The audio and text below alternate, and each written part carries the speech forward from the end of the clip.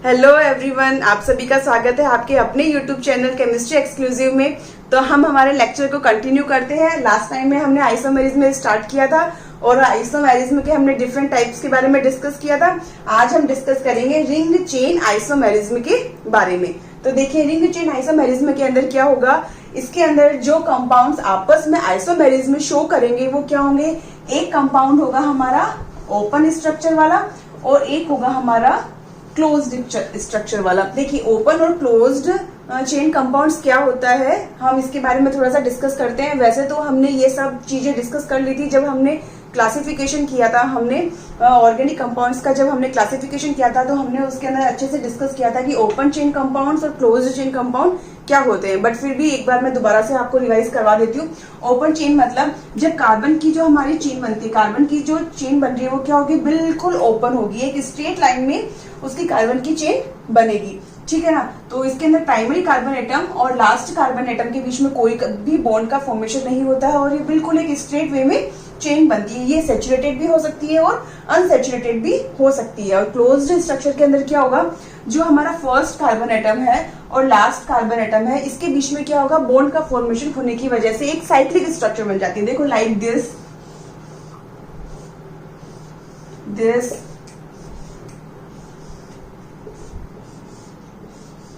ये सब क्या है, एक क्लोज्ड स्ट्रक्चर है। बिल्कुल एक क्लोज्ड स्ट्रक्चर बन रही है जिसके अंदर हमारा अगर फर्स्ट कार्बन एटम देखें, अगर हम कार्बन की काउंटिंग करें तो यहाँ पे भी कार्बन है, इन सब कॉर्नर्स में क्या है, कार्बन एटम प्रेजेंट है। तो अगर हम यहाँ से नंबरिंग स्टार्ट करें 1 2 3 एंड 4, तो फर्स्ट और लास्ट कार्बन एटम के बीच में बॉन्ड का फॉर्मेशन होने की वजह से क्या हुआ, एक क्लोज्ड स्ट्रक्चर का फॉर्मेशन हो गया। इस क्लोज्ड स्ट्रक्चर को हम क्या नाम देते हैं, साइक्लिक स्ट्रक्चर, है ना। ये क्लोज स्ट्रक्चर क्या कहलाती है, साइक्लिक स्ट्रक्चर। इस वजह से इन कंपाउंड्स का क्या नाम होता है, हमारा साइक्लोएल्केन है। अगर इनमें डबल बॉन्ड प्रेजेंट होगा तो क्या होगा, साइक्लोएल्कीन्स है, ठीक है। इस टाइप से इनका नाम दिया जाएगा।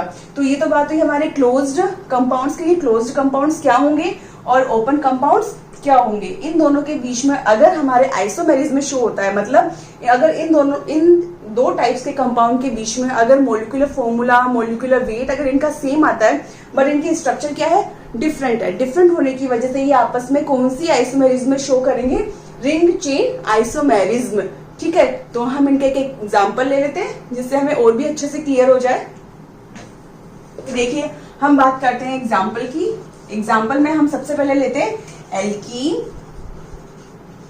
एंड साइक्लो एल्केन, ठीक है, एल्कीन एंड साइक्लो एल्केन। तो हम एग्जांपल लेते हैं प्रोपीन। एल्कीन के अंदर हम लेते हैं propene, CH2 double bond CH CH3। इसका मोलिकुलर फॉर्मूला क्या होगा, अगर हम इसका मोलिकुलर फॉर्मूला लिखें तो C3H6, ठीक है ना, C3H6 इसका मोलिकुलर फॉर्मूला होगा। अब हम साइक्लो एल्केन की बात करते हैं। उसमें भी कार्बन एटम कितने होने चाहिए, 3 कार्बन एटम होने चाहिए। तो हम क्या ड्रॉ करेंगे, प्रोपेन, ठीक है। हमने प्रोपेन ड्रॉ किया।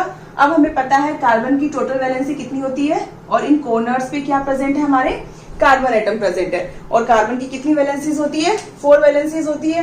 तो 2 वैलेंसी तो इन्होंने बॉन्ड बनाने में पार्टिसिपेट हो गई, 2 वैलेंसी फ्री है। तो H2, यहाँ पे भी H2 और यहाँ पे भी H2। अब अगर हमें इसका मोलिकुलर फॉर्मूला लिखना है तो हम क्या लिखेंगे, C, कार्बन एटम 3, हाइड्रोजन कितने हुए टोटल 6। तो देखिए, इसका मोलिकुलर फॉर्मूला और इसका मोलिकुलर फॉर्मूला, दोनों का मोलिकुलर फॉर्मूला सेम है। मोलिकुलर फॉर्मूला सेम है तो इनका मोलिकुलर वेट भी सेम होगा।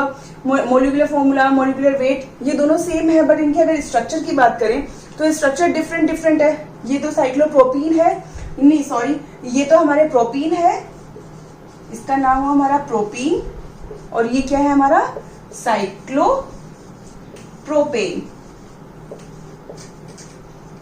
ठीक है। प्रोपीन और साइक्लोप्रोपेन, इनका मोलिकुलर फॉर्मूला सेम है, स्ट्रक्चर डिफरेंट है। एक ओपन चेन कंपाउंड शो कर रहा है और एक क्लोज्ड स्ट्रक्चर बना रहा है। इस वजह से ये आपस में कौन सी आइसोमेरिज्म शो कर रहे हैं, रिंग चेन आइसोमेरिज्म, ठीक है। तो एक तो हुआ हमारा एल्कीन और साइक्लो एल्कीन, ये आपस में रिंग चेन आइसोमेरिज्म शो करेंगे। अब हम एक और एग्जाम्पल लेते हैं ताकि और अच्छे से क्लियर हो जाए। तो देखिए, हम एक और एग्जाम्पल लेते हैं। एग्जाम्पल लिया हमने alkynes and cyclo alkene.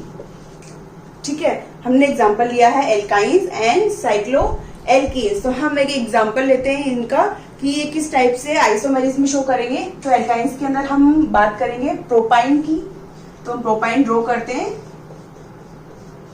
That is propyne. ठीक है, अगर इसका मोलिकुलर फॉर्मूला लिखना हुआ तो क्या होगा, C3H4। ठीक है, C3 3 कार्बन एटम और टोटल हाइड्रोजन कितने 4, तो C3H4 ये इसका क्या है मोलिकुलर फॉर्मूला। ठीक है, अब हम एक और कंपाउंड्स लेते हैं साइक्लो एल्कीन। ठीक है, उसमें भी कार्बन एटम कितने होने चाहिए, टोटल 3, दैट इज हमने लिया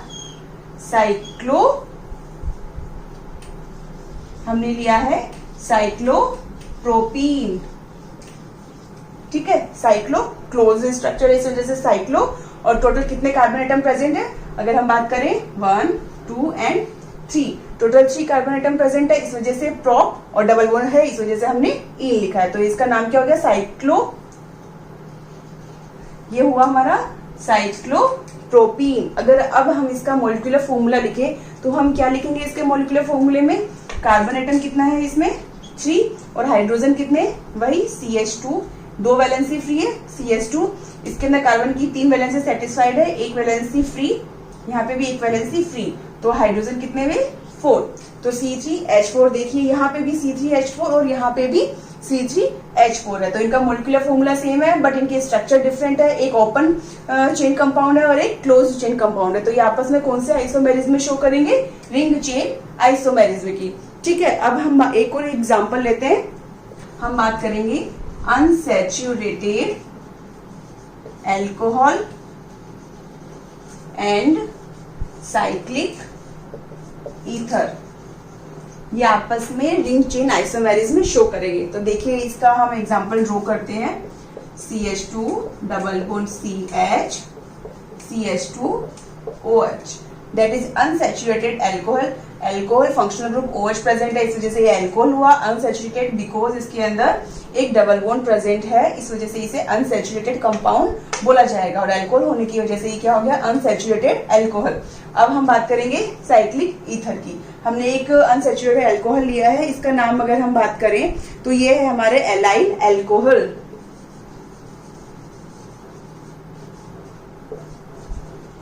ये क्या है हमारे एलाइल एल्कोहल, ये दैट इज ये क्या है हमारा एलाइल ग्रुप, ये एलाइलिक ग्रुप है, उस पर OH प्रेजेंट है, इस वजह से इसे क्या बोला हमने एलाइल एल्कोहल। अब हम बात करेंगे साइक्लिक ईथर की। तो देखिए इसमें हमारे कितने कार्बन है, 3 कार्बन 2 3 और ईथर है। तो ईथर हमारा ईथर क्या होता है, दैट इज ऑक्सीजन के साथ में अगर 2 एल्काइल ग्रुप प्रेजेंट है दोनों तरफ, तो ये हमारा क्या होता है, ईथर होता है। तो ये क्या हो गया हमारा ईथर, ये ऑक्सीजन, इसकी दोनों वैलेंसी एल्काइल ग्रुप से सेटिस्फाइड हो रही है, इस वजह से क्या हो गया, और क्लोज्ड स्ट्रक्चर बना रहा है, इस वजह से क्या हो गया ये साइक्लिक ईथर। ठीक है, अब हमें इसकी वैलेंसी सेटिस्फाइड करनी है तो हम वैलेंसी सेटिस्फाइड करेंगे। ठीक है, अब हम इसका मोलिकुलर फॉर्मूला लिखते हैं। एलाइल अल्कोहल का मोलिकुलर फॉर्मूला क्या होगा, कार्बन एटम 3, हाइड्रोजन कितने हुए 2 2 4 5 एंड 6, और ऑक्सीजन 1 ऑक्सीजन C3H6O। इसका मोलिकुलर फॉर्मूला लिखें, भाई कार्बन एटम 3, हाइड्रोजन कितने 2 2 4 2 6 और 1 oxygen, same molecular formula same molecular weight, but structure क्या है डिफरेंट, एक क्लोज स्ट्रक्चर है और एक ओपन चेन स्ट्रक्चर है, इस वजह से आपस में रिंग चेन आइसोमेरिज्म शो करेंगे। ठीक है, तो रिंग चेन आइसोमेरिज्म कंप्लीट हुआ।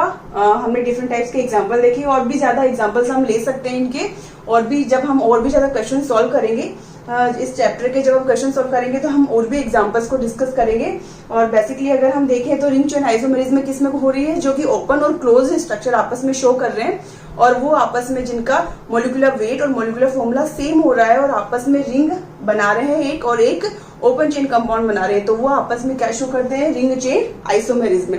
तो ये हमारा रिंग चेन आइसोमेरिज्म कंप्लीट हुआ। अब हम बात करेंगे नेक्स्ट स्ट्रक्चरल आइसोमेरिज्म की, दैट इज क्या है, मेटामेरिज्म। देखिए मेटामेरिज्म क्या होता है,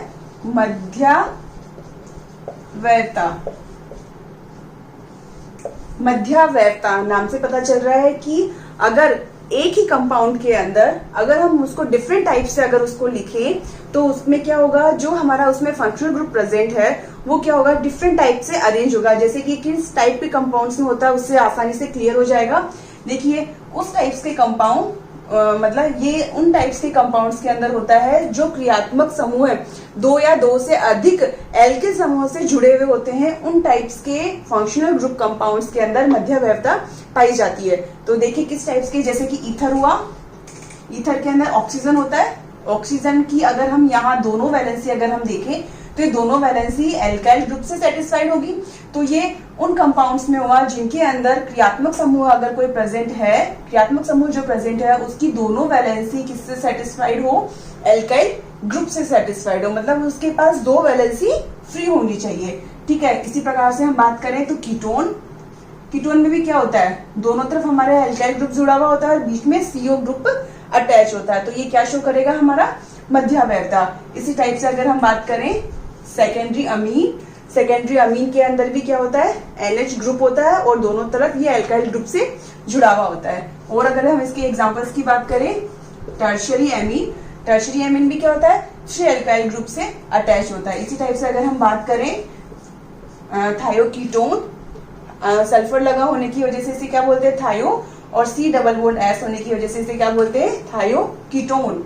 और इसी टाइप से अगर हम बात करें दैट इज थायो ईथर, ये क्या हुआ हमारा, थायो ईथर।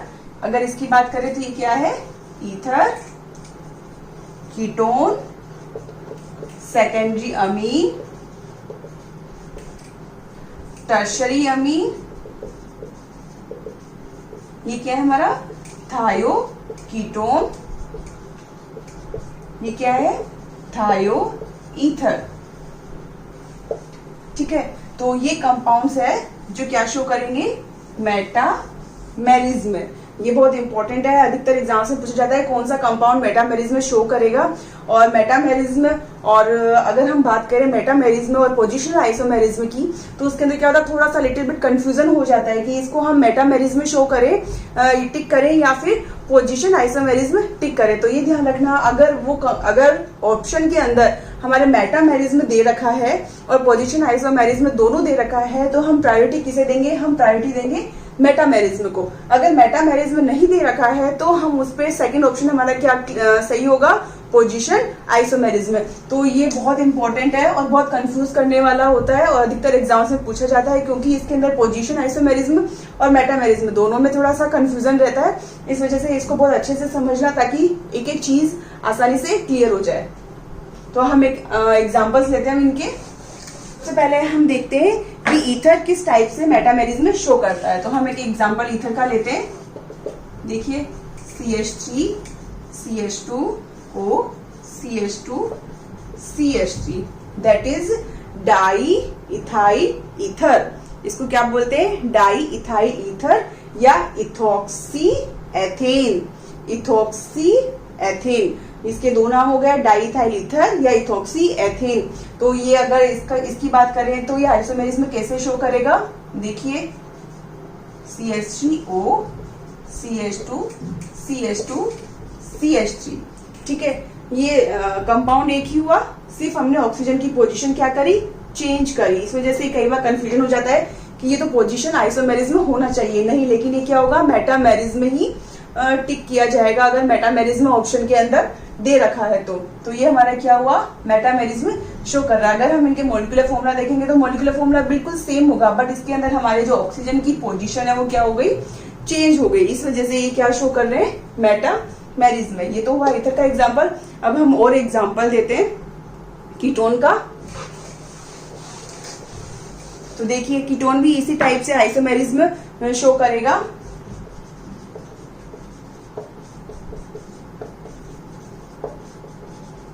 दैट इज कीटोन, है ना। अगर हम इसकी बात करें तो ये हमारा क्या है, कीटोन। इसका नाम क्या होगा, पेंटेन। 1 2 3 4 5 कार्बन प्रेजेंट होने की वजह से पेंटेन, और थर्ड पोजीशन पे हमारा क्या है, कीटोन, तो पेंटेन 3 ओन। ठीक है, इसका नाम हुआ हमारा पेंटेन 3 ओन। ठीक है, इसी टाइप से अगर हम इसका दूसरा कंपाउंड देखें मेटामेरिज्म जो शो करेगा तो क्या होगा,